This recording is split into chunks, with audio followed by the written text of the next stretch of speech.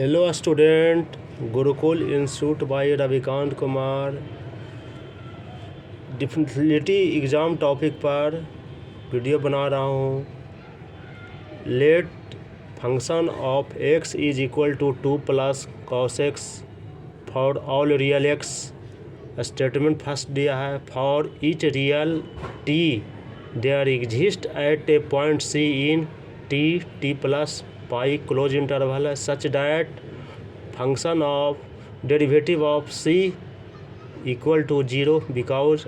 Second statement दिया है, function of t equal to function of t plus 2 pi for each real t है। तो इसका statement है, इसका दे दिया है ABCD है। अब इस पर क्या जाएगा, इसके बनाना है तो फंक्शन ऑफ x को लिखना है 2 प्लस cos x हो गया, फॉर ऑल रियल x पर गया तो ये 2 प्लस cos x है। तो इसको भी चीज़ कंटिन्यूस आ गया, रियल x है तो रियल पर ऑल रियल वैल्यू पर हमेशा कंटिन्यूस होता है, ये हमेशा जानना ही चाहिए, हमेशा डायरेक्ट जानना चाहिए कि हमेशा, तो भी चीज़ कंटिन्यूस हो गया। इसलिए फंक्शन इसका डेरिवेटिव निकालेंगे तो 2 का 0 plus 0 plus function of x का निकालेंगे minus x 0 plus cos x का माइनस sin x हो गया। इसलिए f डैश x बराबर निकालेंगे, डेरिवेटिव 0 है तो इसका निकालेंगे sin x बराबर 0 तो x बराबर n पाई वैल्यू गया।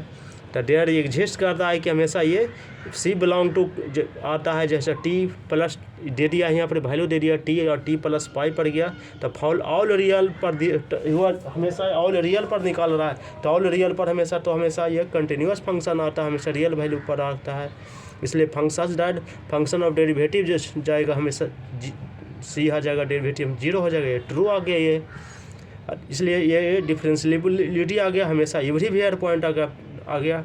इसलिए function of t equal to t plus 2 pi आ गया, इसका स्टेटमेंट होगा, इसी से निकल जाएगा। इसलिए cos x बराबर 2 पाई, इसलिए फंक्शन f(x) पीरियोडिक है, t बराबर 2 पाई गया।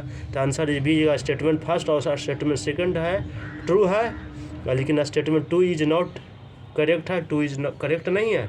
लेकिन ये हमेशा इसके चलते स्टेटमेंट ए के कारण हमेशा स्टेटमेंट बी भी ये भी ट्रू हो जाता, बी भी, इसलिए इसका स्टेटमेंट बी है जो ट्रू है।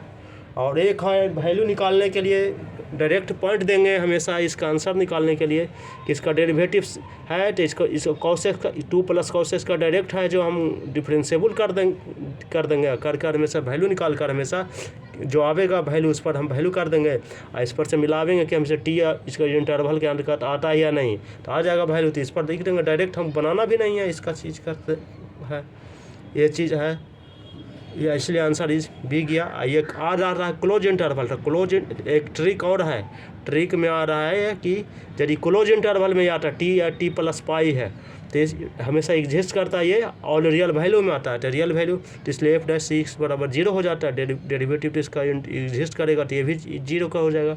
ऐसे भी निकाल सकते हैं कि वैल्यू का क्लोज इंटरवल के कारण स्टेटमेंट ए है, और इसका जाएगा जे टी प्लस 2 पाई है तो टी इसका जो आ जाएगा t प्लस 2 पाई आता है तो साइन का जो आता है ये कॉस का आता है, इसका वैल्यू 2 पाई टी हमेशा ये पीरियोडिक फंक्शन आ जाता है, ऐसे भी डायरेक्ट निकालना चाहिए, इसका ट्रिक भी हो गया।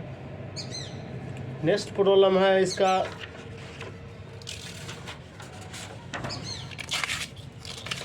डिफरेंशिएबिलिटी का ही है, एक प्रॉब्लम और है, ये भी क्वेश्चन आया हुआ है।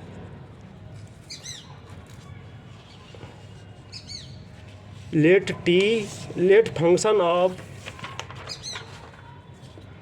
Of R be a function be से डैट फंक्शन हैज प्रॉपर्टी एक है, फर्स्ट है if H limit tends to 0 है, function of H minus function of 0 बेटा square root modulus of H है, एग्जिस्ट एंड फाइनाइट होता है। एक सेकंड है if limit H tends to 0 है, function of H minus function of 0 का H square दे दिया है, एग्जिस्ट एंड इज फाइनाइट आ गया, तो बीच ऑफ द फॉलोइंग करेक्ट आ गया, इसका जो फंक्शन का मान दिया गया है। तो इसका हम निकालेंगे फंक्शन, पहले अब देख लेते हैं कि फंक्शन क्या किया जा रहा है। Function H minus function of 0 है पर यह एग्जिस्ट करता है, फाइनाइट पर जा रहा है, तो इसका हम निकाल देंगे। पहले इसका लिमिट एच टेंस टू पर आ गया तो साइन एच माइनस साइन 0 आ गया, इसका जो वैल्यू दे दिया गया है, इसलिए बटा एच स्क्वायर आ गया, इसलिए 1/a साइन एच बटा एच आ गया है। इसका जो साइन 0 का मान 0 हो गया तो साइन एच हो गया, तो एक एच बाहर निकाल दिया एक इस पर।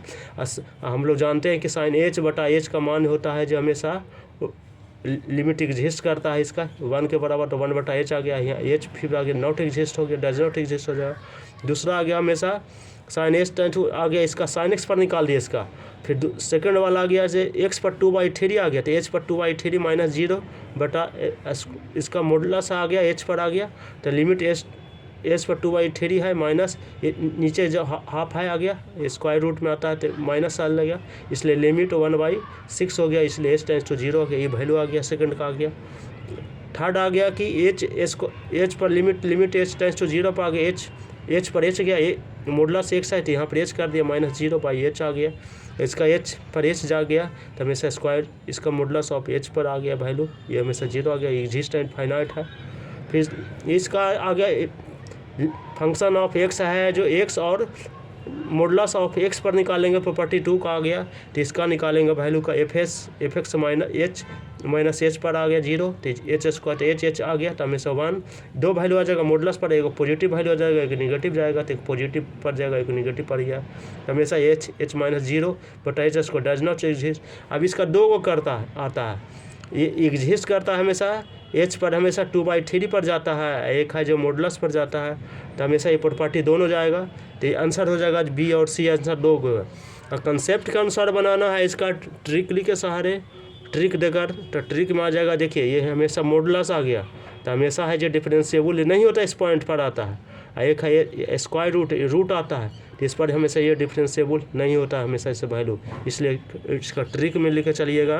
तो स्क्वायर रूट का मॉडुलस का हमेशा ये कारण ये इन्वर्टिबल फंक्शन का आता है, 2 को जो वैल्यू आता है इसका हम इसका डिफरेंशिएबल ये नहीं हो पाता है इस चीज़ पर, तो ये आंसर आ जाएगा, इसका ट्रिक हो गया, बी और सी भी आंसर हो गया। चैनल को सब्सक्राइब करें एवं वीडियो को दोस्त के साथ शेयर करें।